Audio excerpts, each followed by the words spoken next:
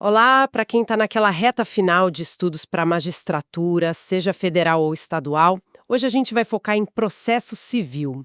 Demos uma boa olhada em vários materiais, PDFs, VAD-MECOM, para pensar aqueles pontos que, olha, costumam cair mesmo na primeira fase. A ideia aqui é simplificar. Pegar o néctar, sabe? Artigos-chave, teses importantes, o que o STF e o STJ já consolidaram e aquelas dicas que podem salvar na hora H. Vamos passar por honorários, juizados, execução, conhecimento e, claro, sentença e coisa julgada. Vamos lá? Começando por um tema que, nossa, sempre pega: honorários advocatícios. Tem os de sucumbência, né? Aqueles que a parte que perde paga para o advogado de quem ganhou, lá do artigo 85 do CPC. E tem os contratuais, tipo os ad litem. Mas esses ad litem, quando é que dá para cobrar mesmo? Essa é uma dúvida comum e o STJ tem uma posição bem definida sobre isso. Para cobrar honorários ad exitum, o sucesso na causa tem que ser definitivo, quer dizer, só depois do trânsito em julgado. Ah, então não adianta só ganhar uma liminar, por exemplo. Não adianta.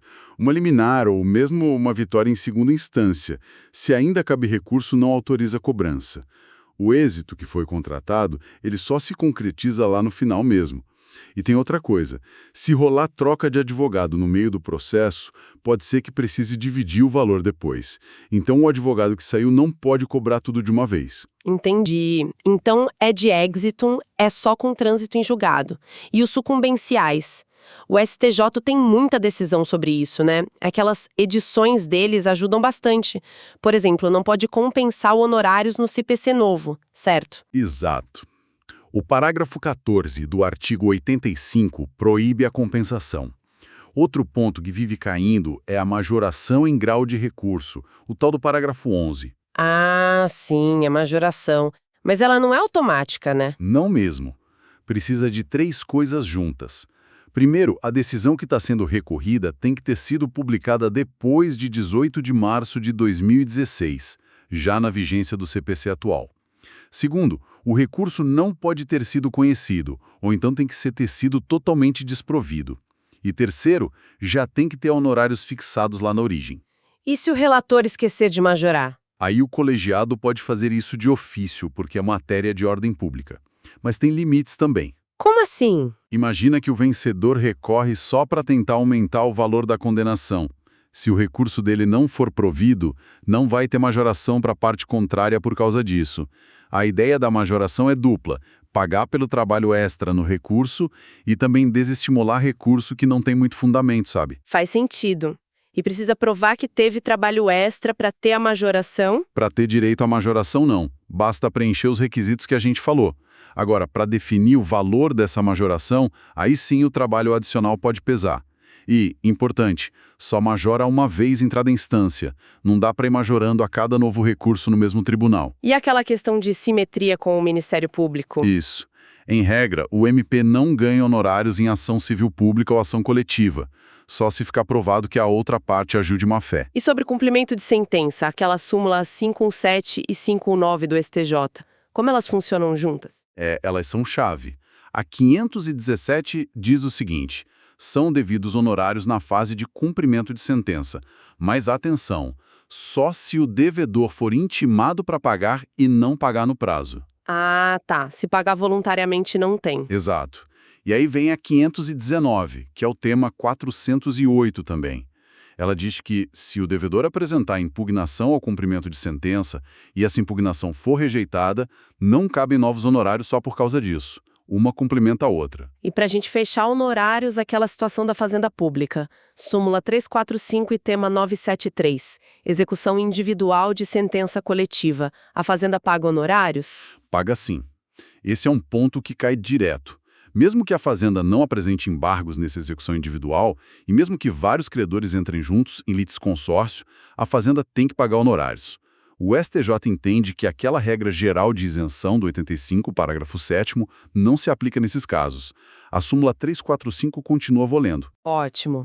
Fechamos honorários, vamos mudar de áreas. Juizados especiais. Todo mundo lembra dos princípios, né? Oralidade, simplicidade, informalidade, buscar sempre o acordo.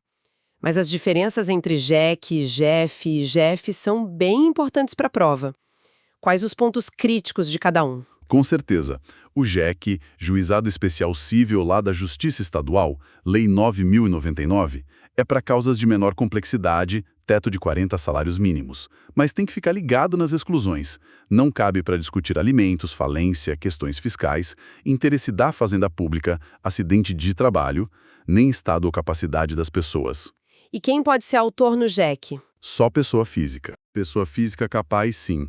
E também microempreendedor individual, MEI, microempresa, ME, e empresa de pequeno porte, EPP. Só que tem um detalhe do FONAGE, um enunciado, o 135, que diz que essas empresas precisam comprovar que continuam com essa qualificação tributária. O procedimento é mais rápido, não tem reconvenção, mas o réu pode fazer um pedido contraposto na contestação, desde que baseado nos mesmos fatos. E a sentença é sem relatório e tem que ser líquida. Beleza. E o JEF, o federal? JEF, Juizado Especial Federal, Lei 10.259.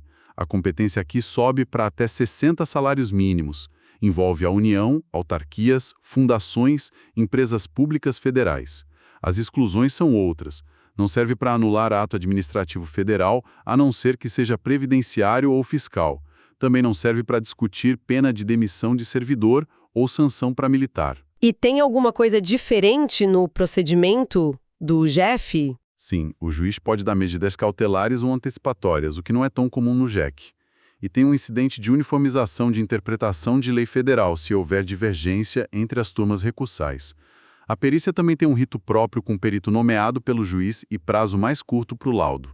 E por último, o Juizado da Fazenda Pública, o GFP. Isso, GFP, Lei 12.153. É para causas contra estados, DF, territórios e municípios, e suas autarquias, fundações, empresas públicas.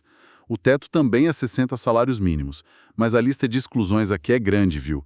Não cabe mandado de segurança, desapropriação, improbidade, execução fiscal, ações sobre direitos difusos ou coletivos, nem sobre imóveis dos entes públicos, nem demissão de servidor ou sanção a militar. E o pagamento? Se a fazenda for condenada no GFP? Aí é o ponto-chave.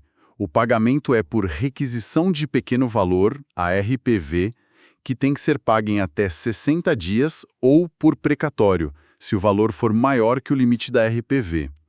E olha que interessante, se o ente público não cumprir a ordem de pagamento, o juiz pode determinar o sequestro do valor direto nas contas públicas. É uma medida bem forte. Realmente. Muito bom esse resumo dos juizados. Agora vamos para execução. A hora de fazer o direito valer na prática, né?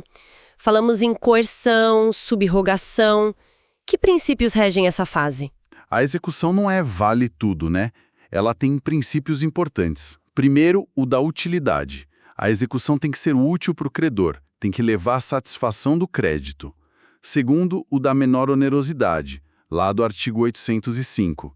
Tem que buscar o jeito menos prejudicial para o devedor, mas, claro, sem tornar a execução ineficaz. E tem a questão da boa-fé também, né? Fundamental. Lealdade e boa-fé. O Código pune os atos atentatórios à dignidade da justiça, aquelas manobras do devedor para atrapalhar, com multa que pode chegar a 20% do valor. Tem também o contraditório, que aparece nas questões que surgem durante a execução. E um princípio moderno, o da atipicidade dos meios executivos. O juiz pode usar medidas não previstas em lei para forçar o cumprimento, desde que adequadas e proporcionais. E para começar a execução, precisa do quê mesmo? Do título executivo.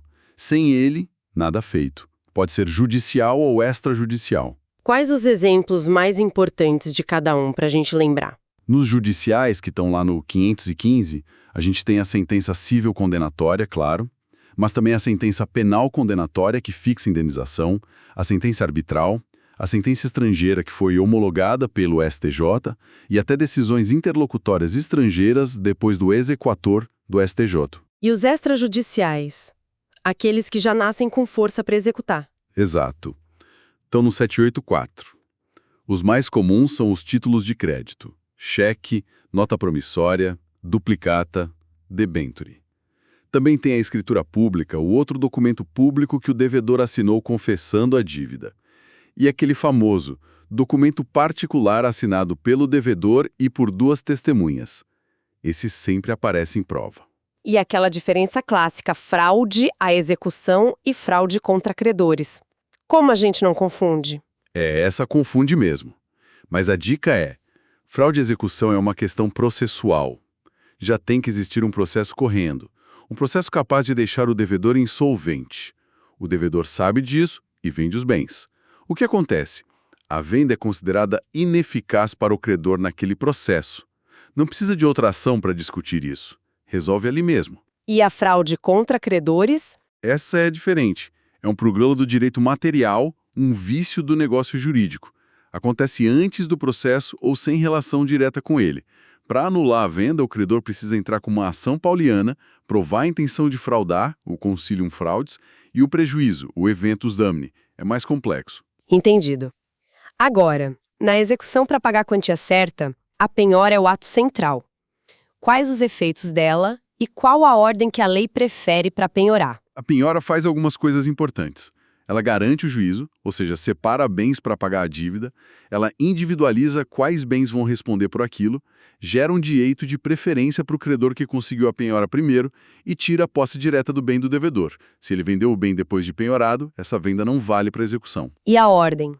O que vem primeiro? A lei dá uma ordem preferencial no artigo 835.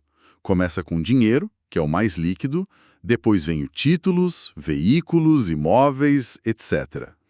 Mas atenção, é uma ordem preferencial, não é rígida. O juiz pode mudar, dependendo do caso concreto. Só tem uma exceção forte. Se a dívida tem garantia real, tipo uma hipoteca, a penhora tem que ir primeiro naquele bem que foi dado em garantia. Falando em ritos especiais de execução, como é a de alimentos pelo rito da prisão? É um rito bem específico e drástico, né? Tá lá nos artigos 911 a 913, que remetem para o 528. O devedor é citado para pagar em 3 dias as 3 últimas parcelas vencidas antes da execução e mais as que forem vencendo durante o processo. Se ele não pagar e não justificar que não pode pagar de jeito nenhum, aí cabe o protesto do nome dele e a prisão civil de 1 a 3 meses. E a execução contra a fazenda pública? Já falamos do pagamento por RPV ou precatório. Que mais é importante ali? O prazo para a fazenda se defender, para apresentar a impugnação, é maior, 30 dias, diferente dos 15 dias do devedor comum. E as matérias que ela pode alegar também são específicas, estão lá no artigo 535. Um ponto que gera muita discussão e cai bastante é a possibilidade da Fazenda alegar que a obrigação é inexigível porque a decisão judicial se baseou numa lei que o STF depois declarou inconstitucional. Tem regras específicas sobre isso, dependendo se a decisão do STF foi antes ou depois do trânsito em julgado da decisão que está sendo executada. Certo. Demos uma boa passada pela execução. Vamos voltar um pouquinho? Para o processo de conhecimento. Começa com a petição inicial.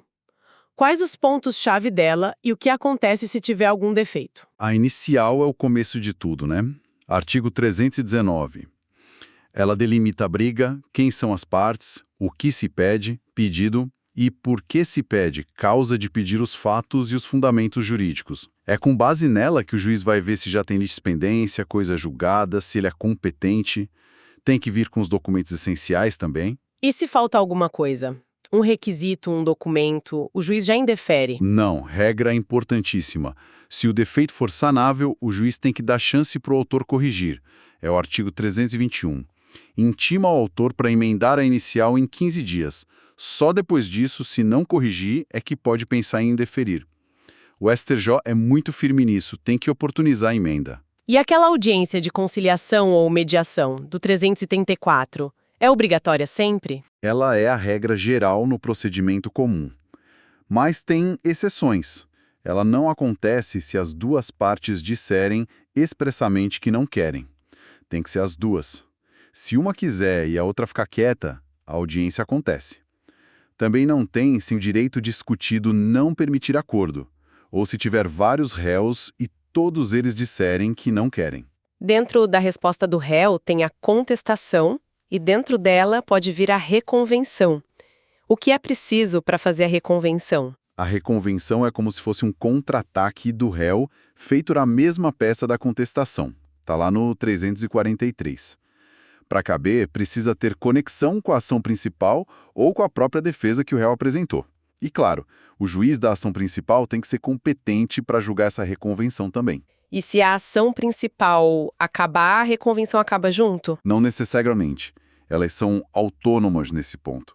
Se o autor desistir da ação principal, por exemplo, ou se ela for extinta sem julgar o mérito, a reconvenção continua normalmente, se o réu quiser.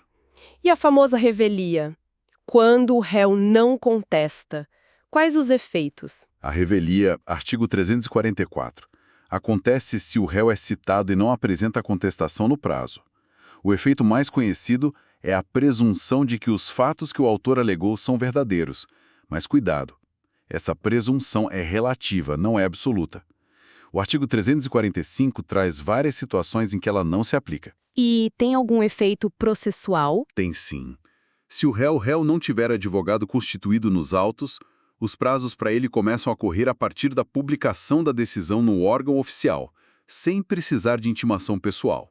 Artigo 346. Mas mesmo o réu, ele pode entrar no processo a qualquer momento, viu? Só que aí ele pega o bonde andando, no estado em que o processo estiver. Ele pode produzir provas daqui para frente, por exemplo. E falando em provas, o ônus da prova, artigo 373, é um clássico, né? Regra geral. Autor prova o fato que dá base ao seu direito, réu prova o fato que impede, modifica ou extingue o direito do autor. Mas o CPC de 2015 trouxe uma novidade importante. A distribuição dinâmica. Exatamente. O parágrafo 1º do 373. O juiz pode, em decisão fundamentada, inverter esse ônus se perceber que uma das partes tem muito mais dificuldade de provar do que a outra, ou se a outra tem muito mais facilidade. É uma ferramenta para equilibrar o jogo. E as próprias partes também podem combinar como distribuir o ônus, por acordo. E prova ilícita? O CPC permite usar? E as provas atípicas? Prova ilícita? A regra é clara. Não pode usar. Viola a Constituição.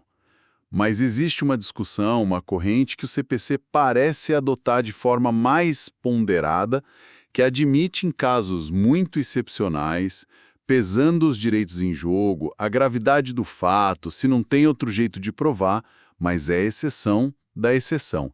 Já as provas atípicas, o Código permite expressamente no artigo 369. Tudo que for moralmente legítimo pode ser usado para provar, mesmo que não esteja listado lá como prova pericial, testemunhal, etc. A prova emprestada, por exemplo, vinda de outro processo, é admitida, desde que quem não participou do outro processo possa se manifestar sobre ela agora. E tem a ação probatória autônoma também, né? Para produzir prova antes do processo principal. Isso. Artigo 381. Serve para situações específicas, como quando há risco da prova desaparecer com o tempo, ou para viabilizar um acordo, ou para justificar a própria entrada com a ação principal. Ela não define quem vai ser o juiz da ação principal depois. Perfeito. Para fechar o ciclo, vamos para a sentença e coisa julgada. O que não pode faltar numa sentença e o que é o tal princípio da congruência? A sentença, que é o ato do juiz que encerra a fase de conhecimento ou extingue a execução, tem 3 partes essenciais, segundo o artigo 489.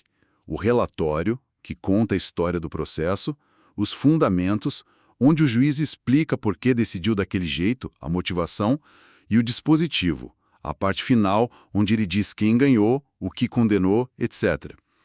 O princípio da congruência, ou adstrição, significa que o juiz tem que decidir exatamente o que foi pedido pelas partes, e com base nos fatos e fundamentos que elas apresentaram.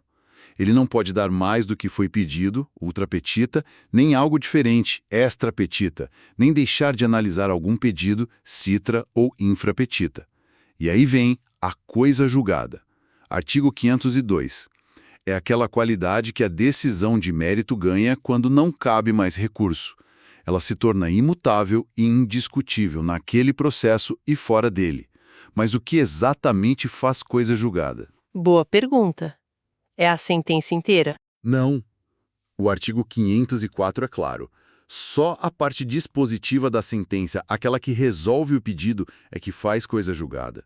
Os motivos, a fundamentação, a análise dos fatos, por mais importantes que sejam para entender a decisão, não fazem coisa julgada sozinhos. E a coisa julgada, em regra, só vale entre as partes do processo. Não prejudica terceiros estranhos à disputa. São os limites objetivos e subjetivos da coisa julgada. E aquela história de relativizar a coisa julgada? Funciona isso? Principalmente naquelas relações que continuam no tempo, tipo alimentos? Funciona sim, mas com cuidado. O artigo 505, inciso 1, fala disso. Em relações continuadas, como alimentos, a decisão faz coisa julgada sim, só que ela tem uma cláusula implícita, a famosa rebus sic stantibus, quer dizer, a decisão vale enquanto a situação de fato ou de direito que existia na época da decisão continuar a mesma.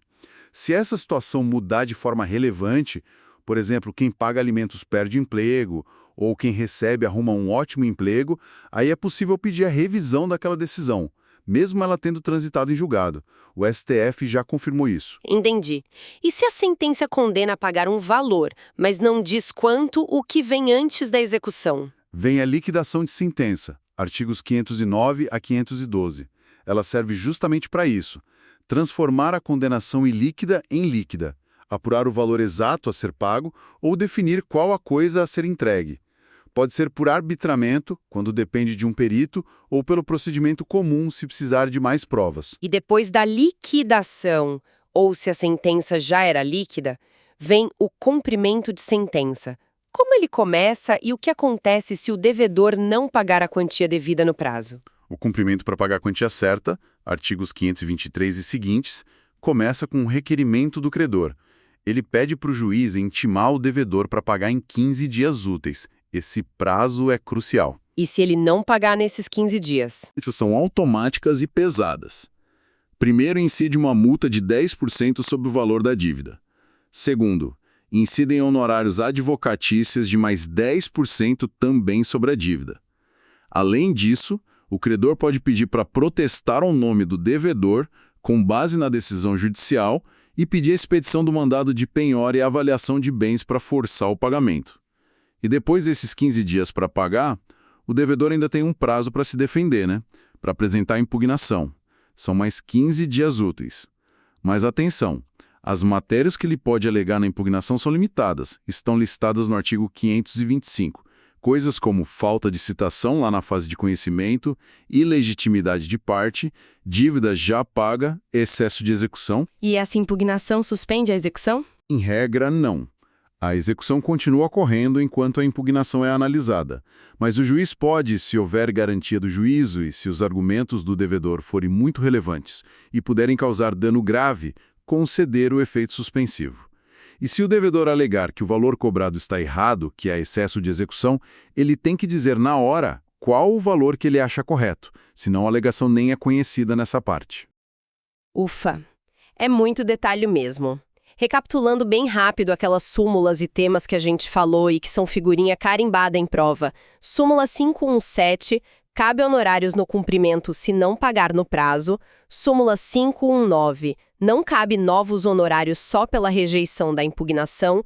E a dupla súmula 345, tema 973, fazenda paga honorários sim na execução individual de sentença coletiva. Exatamente. E sempre ficar de olho na data da decisão para saber se aplica as regras de honorários do CPC de 73 ou do de 2015. E lembrar da cláusula rebus sic stantibus nas decisões sobre relações que se prolongam no tempo. Então, resumindo a ópera para quem está na reta final, dominar essas minúcias de honorários, as diferenças dos juizados, os passos da execução e do cumprimento, os limites da coisa julgada, tudo isso é fundamental, são os detalhes do processo que muitas vezes decidem a aprovação na primeira fase, né? Sem dúvida. E para jogar uma última reflexão aqui, pegando o gancho da modernização que os materiais mencionam, processo eletrônico, EPROC, fica a pergunta, né? Como essa digitalização toda impacta a aplicação de institutos tão tradicionais? O princípio da oralidade lá nos juizados, como fica com audiências virtuais? A produção de prova, a valoração da prova digital, a contagem de prazos já mudou para dias úteis. A dinâmica da justiça está mudando rápido e pensar nisso também é se preparar para o dia a dia da magistratura hoje. Excelente reflexão final. Esperamos que essa nossa conversa focada nos pontos-chave ajude a direcionar os estudos nessa reta final.